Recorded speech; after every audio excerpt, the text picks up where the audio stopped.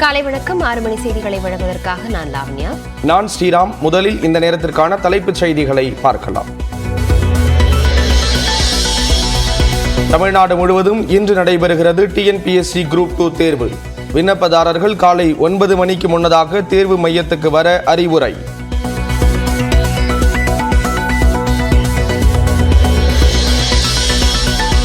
தமிழ்நாடு முழுவதும் இன்று பள்ளிகளுக்கு விடுமுறை. டிஎன்பிஎஸ்சி குரூப் 2 தேர்வு நடைபெறவிருக்கும் நிலையில் பள்ளிக்கல்வித்துறை இயக்குநர் அறிவிப்பு.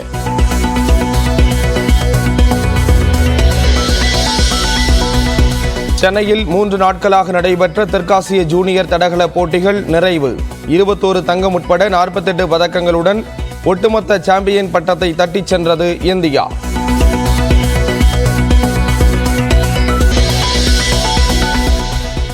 அமெரிக்க பயணத்தை முடித்து இன்று சென்னை திரும்புகிறார் முதலமைச்சர் மு.க. ஸ்டாலின். உலகின் 17 முன்னணி நிறுவனங்களுடன் 7,516 கோடி ரூபாய்க்கான ஒப்பந்தம் கையெழுத்து.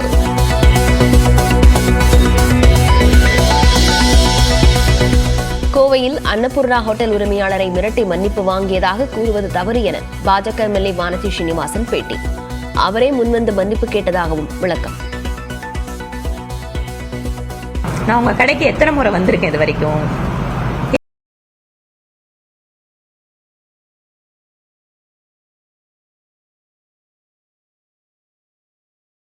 இது வரைக்கும் நான் அந்த ஜிலேபி சாப்பிட்டதே இல்லை. அதனால இந்த மாதிரி தப்பா போன ஒரு விஷயம் நீங்க மனசு புண்பட்டு இருந்தா நான் வருத்தம் தெரிவிச்சுக்கிறேன், மன்னிப்பு கேட்கிறேன். ஜிஎஸ்டி தொடர்பாக அன்னபூர்ணா உணவக உரிமையாளர் சொன்னது அனைத்தும் உண்மையே என சீமான் கருத்து.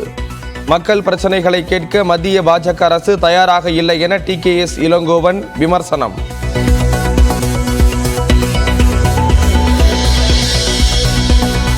அன்னபூர்ணா உணவக உரிமையாளரை மன்னிப்பு கேட்க வைத்தது பாசிசத்தின் உச்சம் என அதிமுக முன்னாள் அமைச்சர் ஜெயக்குமார் கண்டனம். தமிழ்நாட்டு மக்களையே கேவலப்படுத்தும் செயல் என்றும் ஆதங்கம்.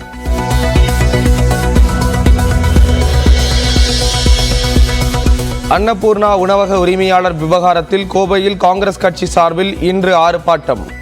மத்திய அமைச்சர் நிர்மலா சீதாராமன் மன்னிப்பு கேட்க வலியுறுத்தி போராட்டம் என செல்வ பெருந்தகை அறிவிப்பு.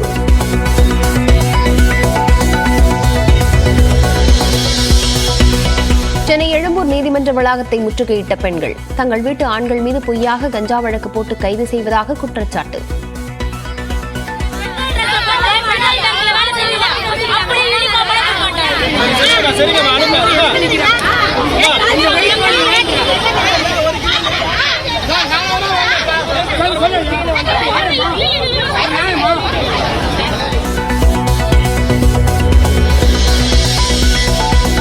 தேனியில் 1 லட்சம் ரூபாய்க்கு விற்கப்பட்ட ஆண் குழந்தை மீட்பு. குழந்தையின் தந்தை உள்ளிட்ட 3 பேர் கைது.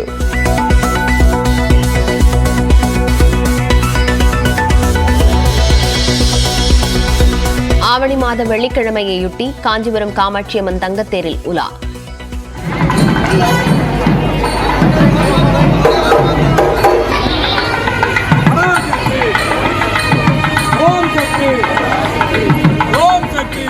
ஏராளமான பக்தர்கள் வடம் பிடித்து தேர் இழுத்தனர்.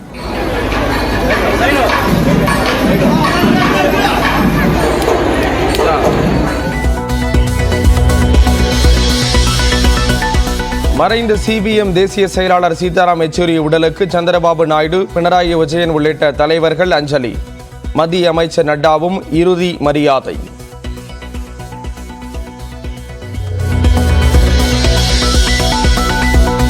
காஷ்மீரில் கிஷ்த்வார் மாவட்டத்தில் தீவிரவாதிகளுடனான மோதலில் 2 ராணுவ வீரர்கள் வீரமரணம். பிரதமர் மோடி தேர்தல் பிரச்சாரத்துக்காக செல்ல உள்ள நிலையில் துயரம்.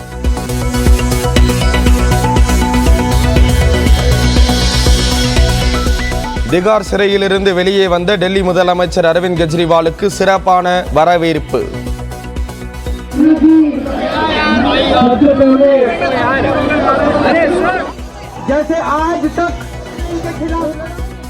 மத்திய அரசு என்ற கூண்டில் அடைக்கப்பட்ட கிளி அல்ல என்னும் வகையில் சிபிஐ செயல்பட உச்சநீதிமன்றம் அறிவுறுத்தல்.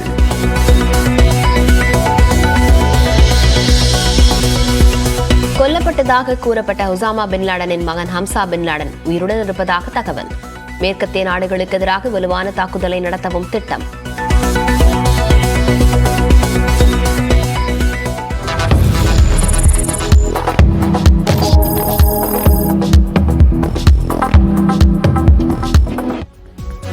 தமிழ்நாடு மற்றும் புதுச்சேரியில் உள்ள 40 மாவட்டங்களிலும் நிகழ்ந்த முக்கிய நிகழ்வுகளை இந்த ஒரு மணி நேரத்தில் பார்க்க இருக்கிறோம். சென்னை தொடங்கி குமரி வரை நடந்த முக்கிய செய்திகளை வழங்குகிறது இந்த 8 திக்கம் என்பது. தமிழ்நாடு முழுவதும் TNPSC குரூப் 2 மற்றும் 2A பிரிவுக்கான முதல்நிலை தேர்வுகள் இன்று நடைபெற இருக்கின்றன. இந்த தேர்வை தமிழ்நாட்டில் உள்ள 38 மாவட்டங்களில் 2763 மையங்களில் 7,93,000 பேர் எழுத உள்ளனர்.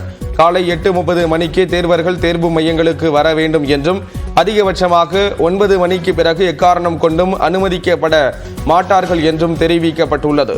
துணை வணிக வரி அலுவலர், கணக்கர் உள்ளிட்ட 2327 காலி பணியிடங்களுக்கு இந்த தேர்வு நடத்தப்படுகிறது. சென்னையில் மட்டும் 251 மையங்களில் இந்த தேர்வு நடக்க உள்ளது. தமிழ்நாடு முழுவதும் இன்று பள்ளிகளுக்கு விடுமுறை அறிவிக்கப்பட்டுள்ளது. தமிழ்நாடு பள்ளிக்கல்வித்துறை இயக்குநர் அனைத்து மாவட்ட முதன்மை கல்வி அலுவலர்களுக்கும் அனுப்பியிருக்கும் சுற்றறிக்கையில் இன்றைய தினம் விடுமுறை நாளாக மாற்றப்படுவதாகவும் அது தொடர்பான திருத்தப்பட்ட நாட்காட்டியை வெளியிட்டிருப்பதாகவும் குறிப்பிட்டுள்ளது. அதன்படி தமிழ்நாடு முழுவதும் இன்று அனைத்து பள்ளிகளுக்கு விடுமுறை அறிவிக்கப்பட்டுள்ளது. மேலும் TNPSC குரூப் 2 தேர்வு இன்று நடைபெறவிருக்கும் சூழலில் பல பள்ளிகள் தேர்வு மையங்களாக செயல்படுகின்றன. இதனால் பள்ளிகளுக்கு விடுமுறை அளித்து பள்ளிக்கல்வித்துறை உத்தரவிட்டுள்ளதாக கூறப்படுகிறது. மதுரை மாவட்டத்தில் ஒருபோக பாசன நிலங்களுக்காக வைகை அணையில் நீர் திறக்க தமிழ்நாடு அரசு உத்தரவிட்டுள்ளது. 71 அடி உயரமுள்ள வைகை அணை 5 மாவட்டங்களின் முக்கிய நீராதாரமாகும். நீர்பிடிப்பு பகுதிகளில் பெய்த மழையால் அணையின் நீர்மட்டம் 61.52 அடியாக உயர்ந்துள்ளது. இந்நிலையில் மதுரை மாவட்டம் மேலூர் மற்றும் திருமங்கலம் பகுதிகளில் 1,05,000 ஏக்கர் விவசாய நிலங்கள் பயன்பெறும் வகையில் நாளை முதல் 45 நாட்களுக்கு முழுமையாகவும் 75 நாட்களுக்கு முறை பாசன அடிப்படையிலும் தண்ணீர் திறக்க நீர்வளத்துறை உத்தரவிட்டுள்ளது.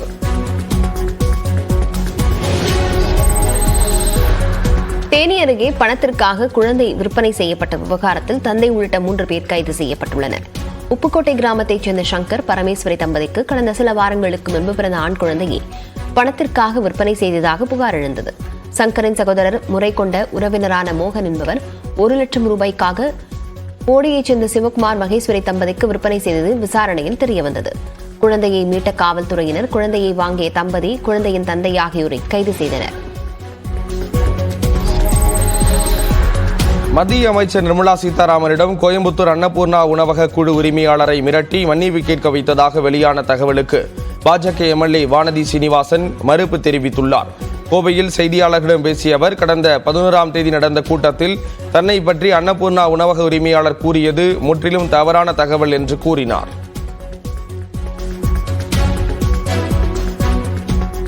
நான் உங்க கடைக்கு எத்தனை முறை வந்திருக்கேன் இது வரைக்கும்? இல்ல எப்பாவது உங்ககிட்ட நான் சண்டை போட்டிருக்கேனா? இல்ல எத்தனை முறை நான் ஜிலேபி சாப்பிட்டிருக்கேன்? நான் என்ன சாப்பிட்டிருக்கேன் அப்படின்னா அந்த ஜிலேபிய சொன்னீங்களே, அந்த இது வரைக்கும் நான் அந்த ஜிலேபி சாப்பிட்டதே இல்லை.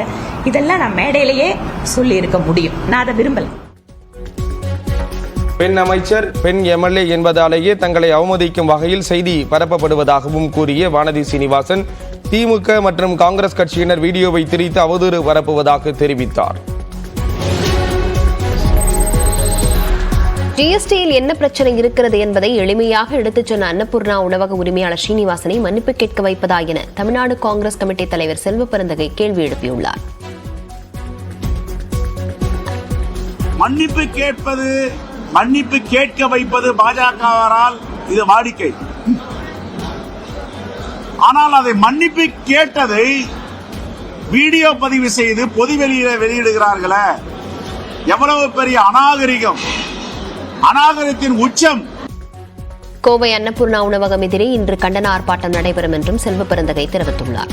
தனது எக்ஸ் பக்கத்தில் பதிவிட்டுள்ள அவர், சிறு குறு மற்றும் நடுத்தர தொழில் நிறுவனங்களை பாதுகாக்க வேண்டியும் மத்திய நிதியமைச்சர் நிர்மலா சீதாராமன் மன்னிப்பு கேட்க வலியுறுத்தியும் தனது தலைமையில் ஆர்ப்பாட்டம் நடைபெறும் எனவும் கூறியுள்ளார். மக்களின் கருத்தை தான் மத்திய நிதியமைச்சர் நிர்மலா சீதாராமனிடம் அன்னபூர்ணா உணவக உரிமையாளர் எடுத்துரைத்ததாக திமுக செய்தி தொடர்பாளர் TKS இளங்கோவன் தெரிவித்திருக்கிறார். மக்கள் குறையை, மக்களுடைய கேள்வியை அமைச்சரிடம் வைத்திருப்பது என்பது மிக முறையான செயல். யாராக இருந்தாலும் மக்கள் என்ன நினைக்கிறார்கள் என்பதை அமைச்சருக்கு சொல்வது, அரசாங்கத்திடம் சொல்வது என்பதுதான் நியாயமானதும் கூட.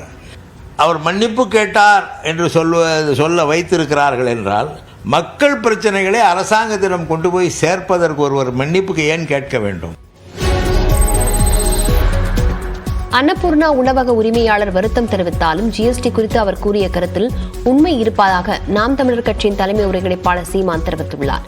சென்னையில் செய்தியாளர்களிடம் பேசிய அவர் அன்னபூர்ணா ஸ்ரீனிவாசனின் கேள்வி நியாயமானது என்றும் அதை அதிகாரம் பணிய வைக்கிறது எனவும் குற்றம் சாட்டினார். அவர் கேட்கிறாரு, இப்ப அவர் அந்த கேள்வி நியாயம்னு நாடெங்கிலும் பரவிருச்சு. அதான் அதிகாரம் அதை பணிய வைக்குது. அவர் எவ்வளவுதான் வருத்தம் தெரிவித்தாலும் அவர் கேட்ட கேள்வியில் இருக்கிற உண்மையை, சத்தியத்தை யாராலும் மறைக்க முடியாது. கோயம்புத்தூர் அன்னபூர்ணா ஹோட்டல் உரிமையாளரை மன்னிப்பு கேட்க வைக்கப்பட்டதாக இருந்த சர்ச்சைக்கு அதிமுக முன்னாள் அமைச்சர் ஜெயக்குமார் கண்டனம் தெரிவித்துள்ளார். நியூஸ் 18 தமிழ்நாடு தொலைக்காட்சிக்கு பிரத்யேக பேட்டியளித்துள்ள முன்னாள் அமைச்சர் ஜெயக்குமார் உணவக உரிமையாளர் மன்னிப்பு கேட்க வைத்தது ஒரு பாசிச முறை என்று கடுமையாக சாடினார். எல்லாருக்கும் அச்சுறுத்தலாக இருக்குது. இனிமேல் யாரும் பேசக்கூடாதுன்ற மாதிரி தான் அந்த கூட்டத்தினுடைய முடிவாக இருக்குது. ஆனால் இது மிக மிக ஒரு தவறான ஒரு அணுகுமுறை இன்னைக்கு பிஜேபி எடுத்திருக்கு. அதனால தான் இது ஒரு ஒரு பாசிசம் என்ற அடிப்படையில் ஒரு ஜனநாயகம் ஏற்றுக்கொள்ள முடியாத ஒரு விஷயமாகத்தான் நிச்சயமாக இதை சொல்ல முடியும். கோவையில் நடந்த சம்பவத்தை அரசியல் லாபத்திற்காக திமுக மற்றும் காங்கிரஸ் கட்சியினர் திருத்திக் கூறுவதாக பாஜக மூத்த தலைவர் தமிழிசை சவுந்தரராஜன் தெரிவித்துள்ளார். தனது எக்ஸ் பக்கத்தில் பதிவிட்டுள்ள அவர் கோவை சம்பவம் அரசியலாக்கப்படுவது துரதிருஷ்டவசமானது என கூறியுள்ளார். தேசத்தின் பெருமையையும் தேர்தல் ஆணையத்தையும் அமெரிக்காவிற்கு சென்று இழிவுபடுத்தி பேசிய ராகுல் காந்தி கோவை சம்பவத்திற்கு முதலை கண்ணீர் வடிப்பதாக விமர்சித்துள்ளார். மெட்ரோ 2ஆம் வழித்தட விவகாரத்தில் திமுகவின் தவறான வழிநடத்தலை அம்பலப்படுத்தி